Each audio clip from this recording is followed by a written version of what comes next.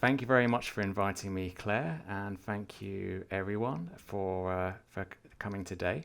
I'm going to be describing what's in this presentation in a moment, but just to say if you want to connect with me or check out my Twitter, YouTube, and so on, you can get all of the links there.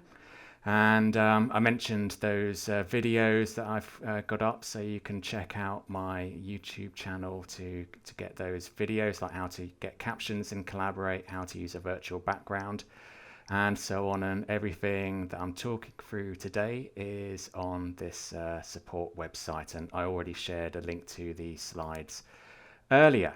So what I'm covering today is Blackboard Original. If you're an Ultra, now might be a great time to make a cup of tea and get that extra mince pie. If you're using Ultra Base Nav, then the techniques I'm going to show you may or may not work. I haven't tested. And this is continuing along a theme of previous presentations. So if you've not seen some of my earlier presentations about theme customization and accessibility, do take a look. In this presentation, I'm going to share what I believe is a new approach, but I'm not totally sure, for consistent and accessible Blackboard course menu color schemes when they are used for specific faculties, departments, or subject areas. And I think this is something new. I've not seen this done before, but you might make me start crying when you say, yeah, we've been doing this for years. So put any questions and comments in the chat and I'll try and get to them at the end. So we had a request from our Faculty of Arts and Humanities. They wanted to have a new tailor-made course menu structure for their Blackboard courses. So we were looking at building a new template for them and rolling it out just for their courses. But what they particularly wanted was to have a consistent on-brand color scheme for their course menus, but they wanted it to vary by school and department. And as part of this project, we also assisted with redesigning their courses to make the best use of this new template. So our default course menu is on the left, and on the right there you can see what they've kind of ended up with. But the real magic, or what I'm going to be showing you, is how they wanted to have all of their history courses to have the same color scheme, all of their film courses to have the same color scheme, so on. And there's 10 different departments and schools within our Faculty of Arts and Humanities. So I'm going to do a poll now. So get ready to get your poll taking clickers and fingers ready. And the question that I'm about to ask is, whether you build your courses from templates. You might not build all of your courses from templates, but do you use Blackboard templates to build courses? So thank you. I can see already quite a few of you are completing that question. Maybe you want to write in the chat your experiences, your pluses and minuses for using templates. And I'm going to show the results now. Last chance to vote if you haven't already. And so we've got 66 have said they do use templates and 13 do not. Thank you very much for taking part in that. Now, this project was kind of in these 4 elements.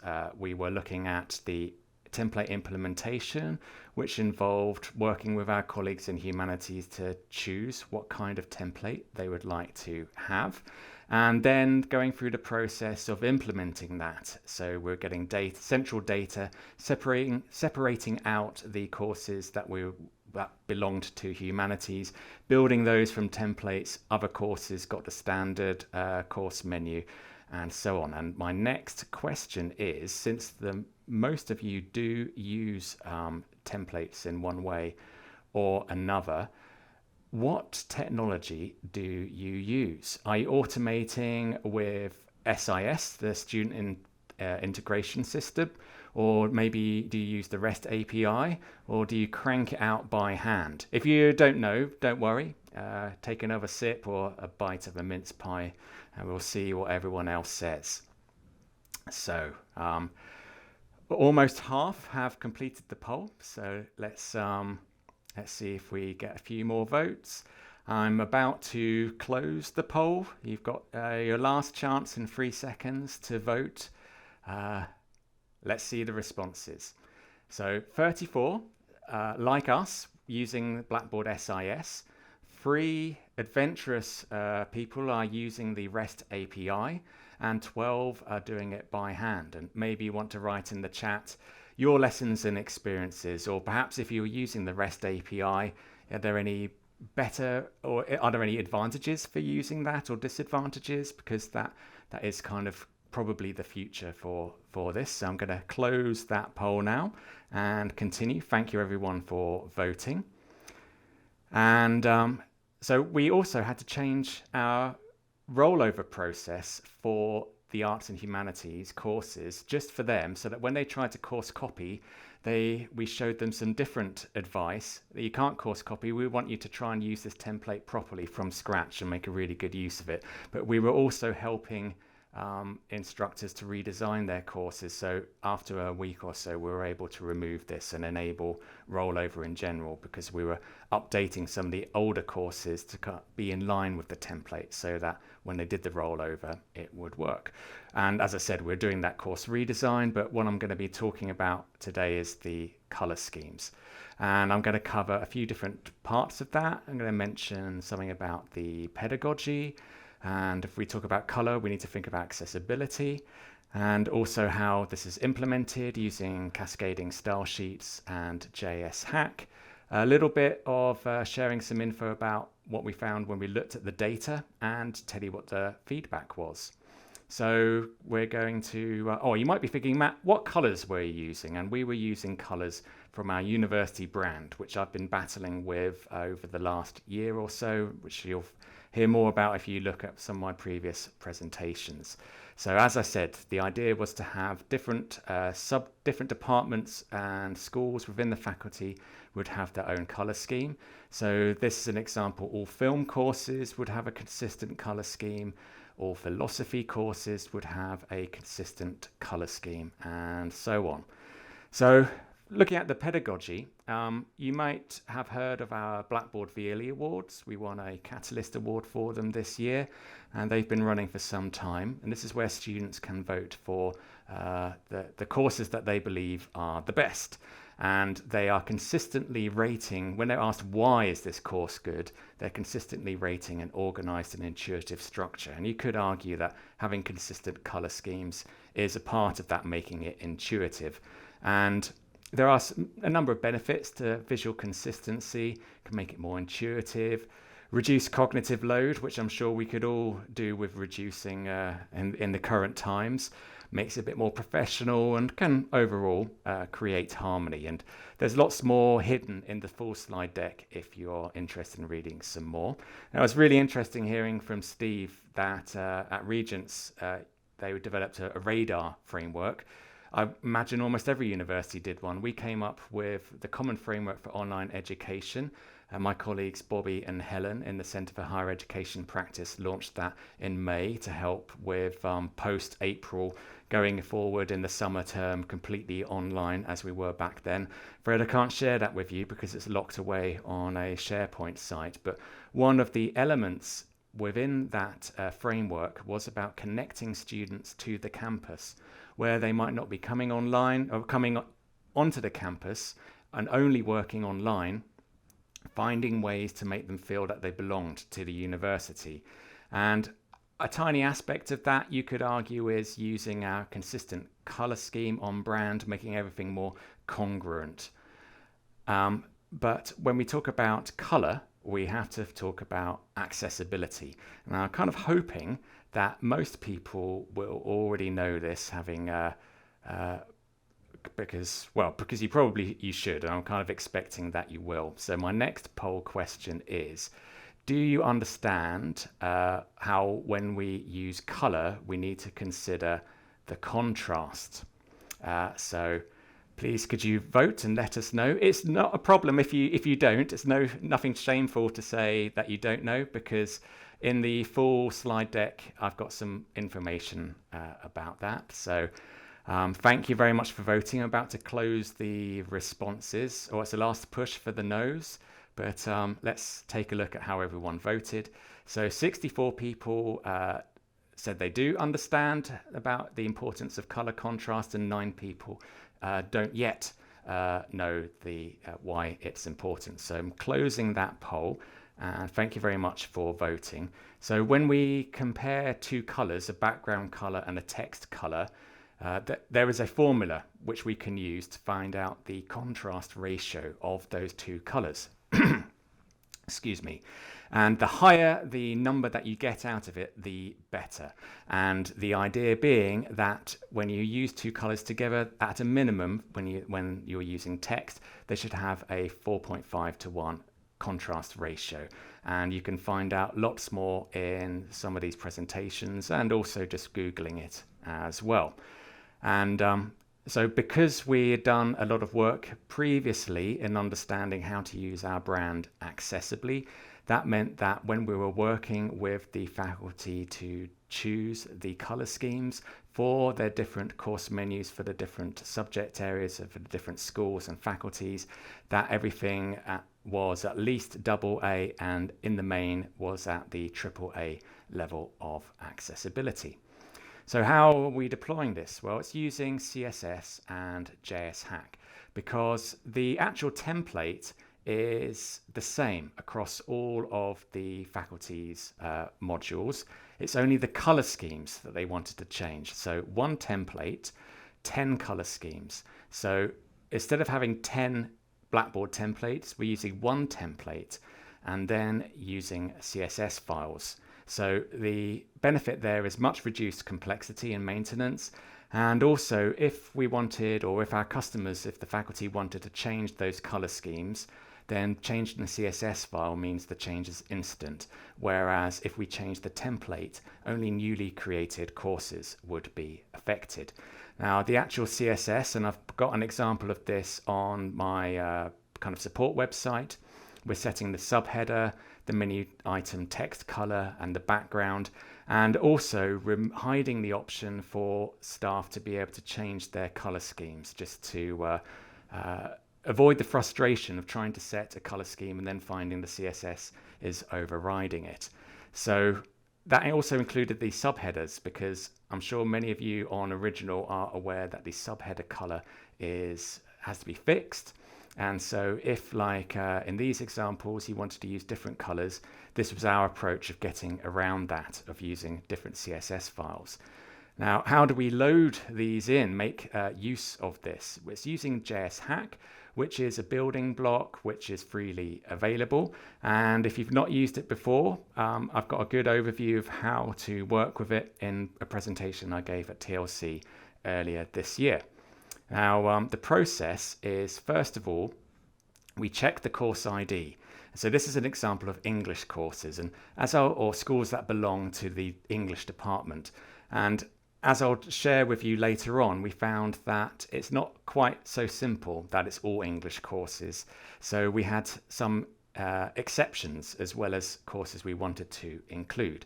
But if it meets that criteria, we deployed a CSS file, which results in the changed course menu color scheme. Now, obviously, the menu, you won't see this if you're using the mobile app, but you don't really see the mobile, the course menu as it is in the web browser in the app anyway, unless you go to the web view.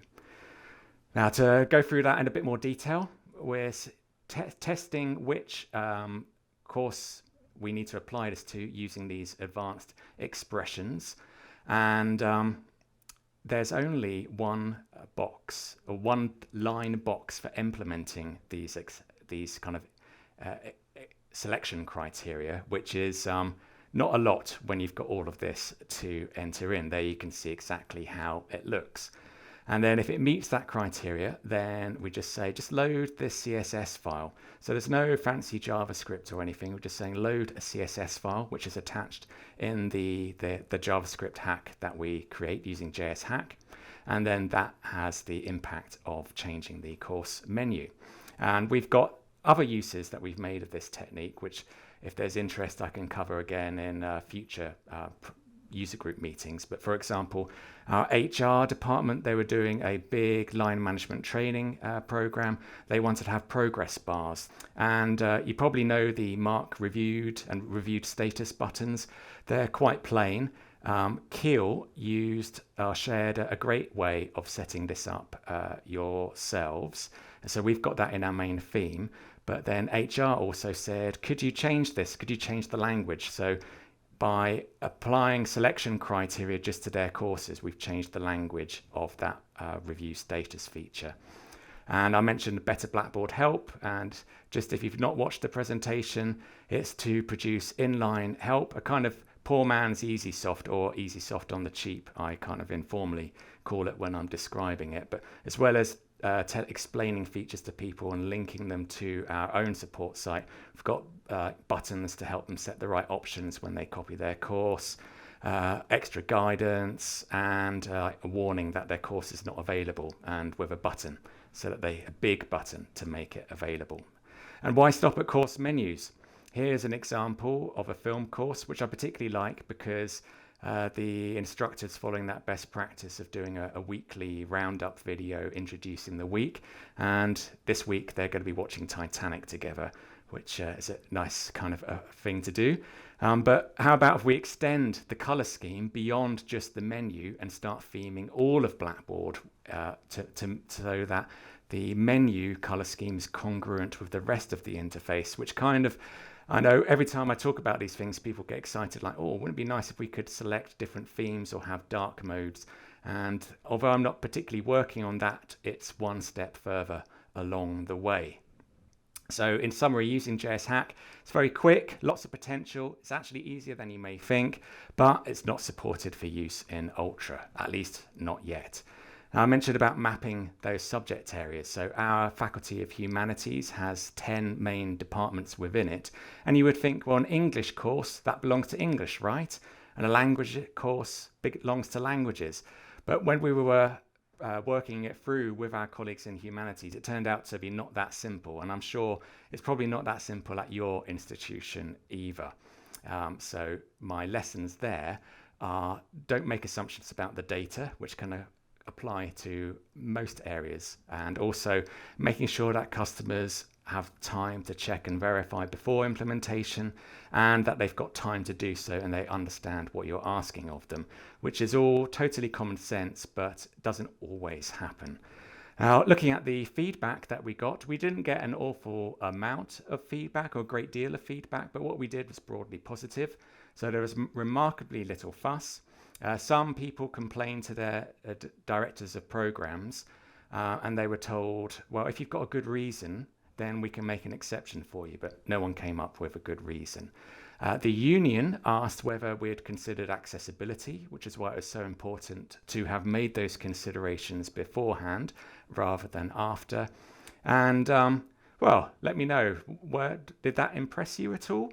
Because I've kind of shown you from that little element of introducing the color schemes for the courses that kind of covered the pedagogic aspects, some accessibility, how we've deployed it using CSS and JSHack, a bit about the data that we found behind it, and I've told you the feedback. So that was a whistle-stop tour. Thank you very much, and I'll take any questions. Thanks, Matt. That really was a whistle-stop tour full of packed content and loads of great links. So thank you for sharing that. I'm just flying.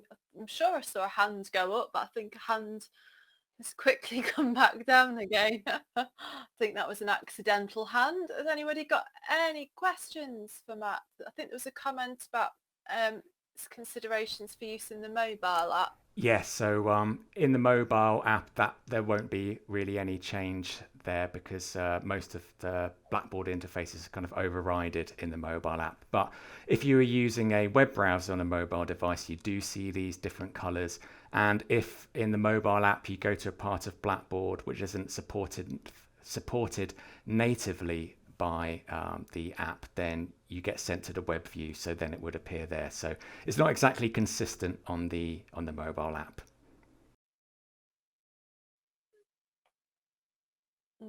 Any other questions? No. Thanks Cool. for sharing, Matt, as always. Really interesting, and I really appreciate everything that you do share. You always provide such a comprehensive set of resources, and that's really welcome. You know, we've been using a couple of your videos here at Derby, so yeah, thank you so much, Matt. Really appreciate it. Excellent. My pleasure. And thank you again for inviting me.